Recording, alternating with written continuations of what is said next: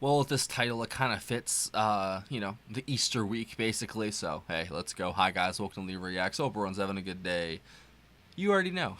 And we are back with the Stone Roses, baby. We're going to be listening to the final track on their debut album called I Am the Resurrection. So, fits the, whatever you want to call it, the Easter week. I don't know. I know Palm Sunday was last Sunday, and then I don't know exactly what the week's called. I guess I'm a bad former churchgoer. But at the same time, the Stone Roses have been, one of the bands we just started checking out on the channel in the past month or two, and they freaking rock, bro. I know they only have 2 albums, but hey, that kind of means that the songs that you do get mean all that much more, basically, that you only have 2 albums worth of stuff. So this is courtesy of our patron FD. As always, FD, you rock, brother. Thank you so much, and thank you. Don't forget to leave a like, comment, subscribe, and that's it. All right, here we go. The Stone Roses, I Am the Resurrection. And I'll link the other 2 videos I've done for them up there. 3, 2, 1, go.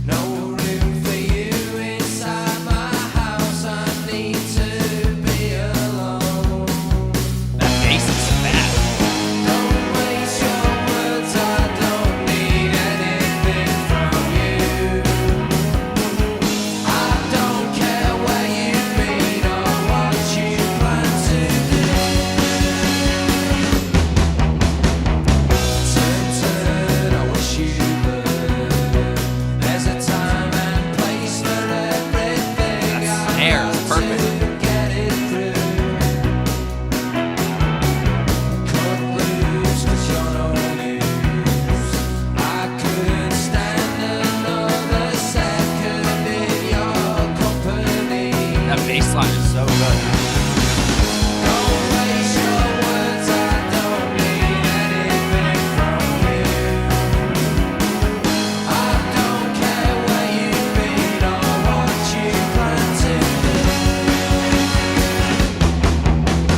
That is so good.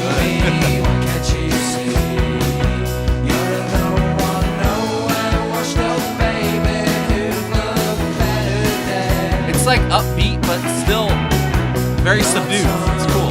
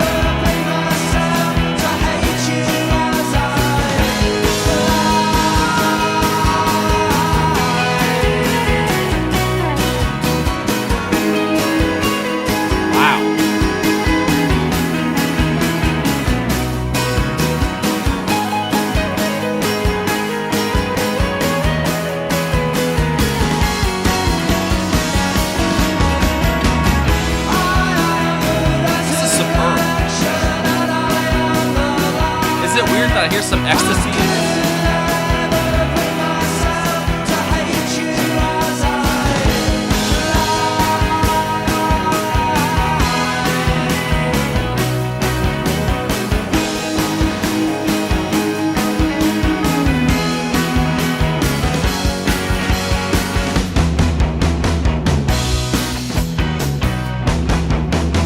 This is excellent.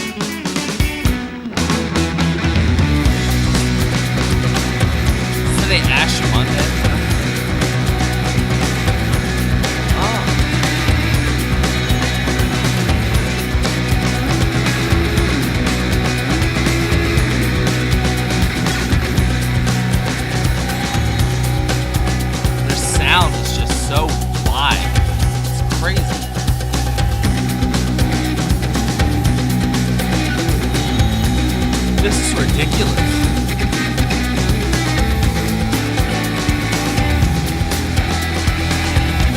John Squire, bro.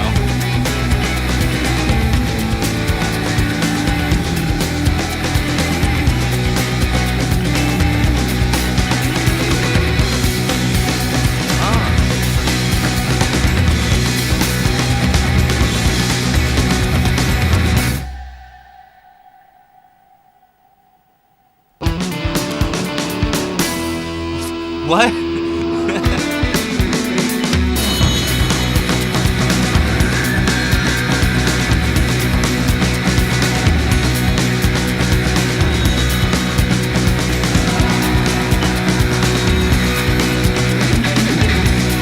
I was not expecting this, but this is so cool.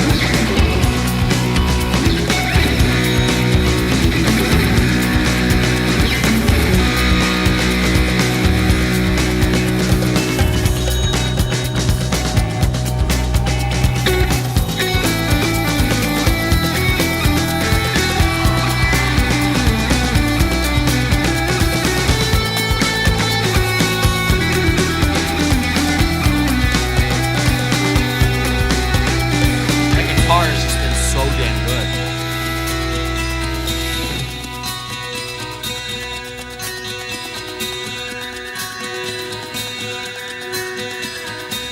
Big ecstasy vibes, like I swear.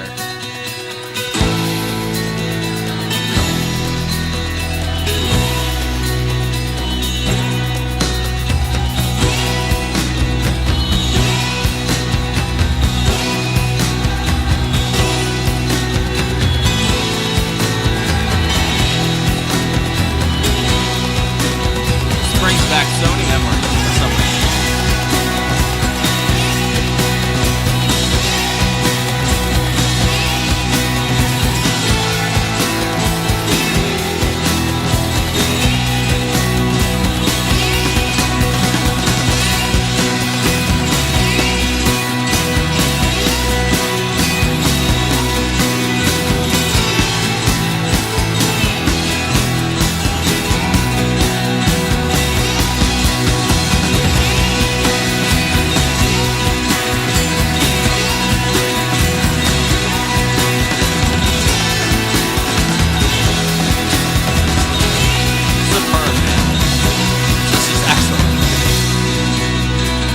What a song.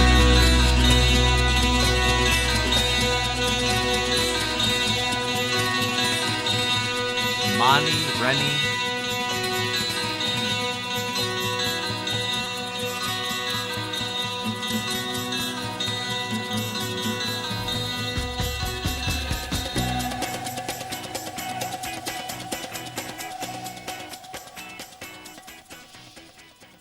Man. FD, you know how to pick them, bro. I swear to God. That might be my favorite Stone Roses song we've done so far, man. I loved Fool's Gold. That was the last video we did, and that was my favorite one so far, I'd say. This one, I wouldn't say it blew it out of the water for me personally, but it did something. That was magnificent. I'm not gonna lie. That's like, I don't even know how to describe exactly. It's 1989, recorded in '88, but it almost has like this '90s. I don't know. It almost feels like this is like the progenitor of a lot of the '90s alternative rock, and maybe not even just alternative rock, but maybe some other forms of rock as well in the '90s. Because it just has so many of the hallmarks that of the next decade that came after this, basically. I mean, 88, 89, literally the next year is 1990. So, I get it. But I don't know, man. There's some ecstasy vibes in there, and the guitar, and the percussion as well. The rhythm section, these guys are just ridiculous, bro. I swear to God, every video I do for them, they get better and better with the rhythm section. It's just ridiculous what they pull off.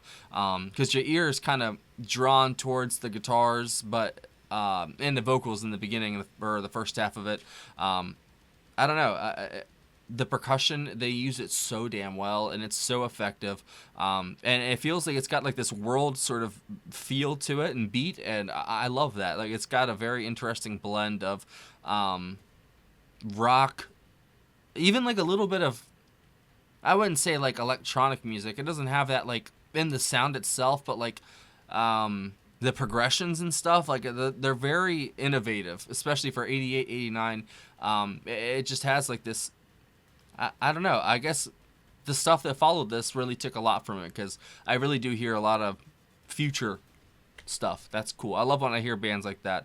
Because there's bands like in the 60s that sounded like bands in the 80s. Like we did one song last week that we could not believe that was from 1968. It was, or that, I guess that was last week technically. Yeah, the Stooges one. We listened to the Stooges and it was from 68. Sounded nothing like anything in 68. You know what I'm saying? It sounded like something in 1980, and I think that's I don't know. There's always bands that walk before others, run basically, but the Stone Roses are huge though. Those two albums were absolutely like huge back then. Apparently, I was not around, so I can't really attest to it. I'm just going off of like secondhand accounts, I guess. And I don't know, but apparently these guys were.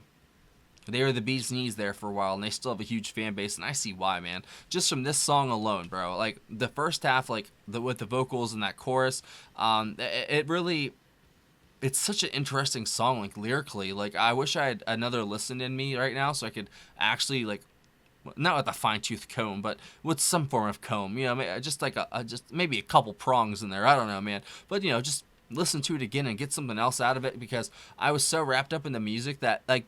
I feel like there was another layer to the lyrics that I just missed. You know what I'm saying? Because there was some, like, dare I say it, like, not biblical. Because, I mean, it is called I Am the Resurrection. But there was, like, I don't know. And some of the lyrics, it felt a little bit, like, spiritual, maybe, at the very minimum. It was very cool, man. And it's, like, the background of it, too. Like, the instrumental, it's very... Like I said, it's very wide. Like, there's just so much going on, but they can bring it down to just like the acoustic guitar going, a little bit of percussion, and I can just bring it to like a boil, like I say, and it's just like everything happening at once. And I thought that was so cool. FD, like I said, man, you know how to pick them, my friend. That was... How far are we into it? Oh, yeah. That was fucking phenomenal. That was so great. And now I want to hear the rest of this album, because we've already done... what have we done? Holy crap, have we not done anything from this album? I thought we did. Oh, yeah, Fool's Gold is on the U.S. release. Okay, so we did that one. So that's it, man. So on the U.S. release, it's not the last song of the album. But on the U.K. release, it's the last song on the album. See, that's so funny, man. Those different releases. See, that's not even a thing anymore, really. Like, unless maybe there's, like, digital singles that they release out there that are region locked. Like, I don't know, man. But it's a whole new world now. Like, listening to this stuff, like, it makes me miss a world that I wasn't even a part of, really. And when I was a part of it, I was very young. Most of my formative years were past, the millennium turning. Man, I feel like that's when everything changed. 2000, 2001, that completely changed everything, man. The 90s ended on a certain day in September of 2001. And then it just ushered in this whole new era of, like, what we... led to now, and it's just gonna get even crazier. That's the craziest thing. As a father, like, I don't want my kids to grow up in this world that's just gonna be this, because I grew up at least in a world where, like, I grew up like in the 60s 70s kind of teenage adulthood, adrift hippie kind of life.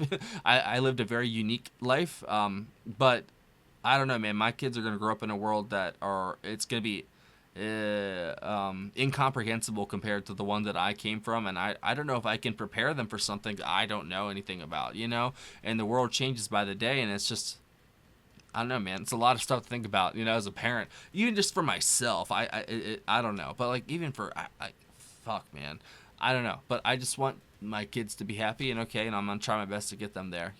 I can only do is what I can, and I don't know where the fuck this came from, but yeah, the Stone Roses, fucking great. Pick the next song for me. Which one should we do next? I Want to Be Adored, She Bangs the Drums, Elephant Stone, or Waterfall. Pick between those four. I'll do that one next week, if I get enough comments. If I don't, then hey, I guess we'll leave it at that. If I had to pick my favorite thing out of that, I would definitely go with the guitars, because the guitars in that were just fantastic. So Ian Brown on vocals, Monty on bass, Rennie on drums, and John frickin' Squire on guitars, bro. He was the hero of this track. Electric, acoustic, whatever he was playing, it was just phenomenal. I love that. That was definitely my favorite part. And the bass, just the rhythm section in general, very on point, very, I don't know, widely influenced too. Like it had different little beats and kind of sample sort of sounds to it. It was really cool, man.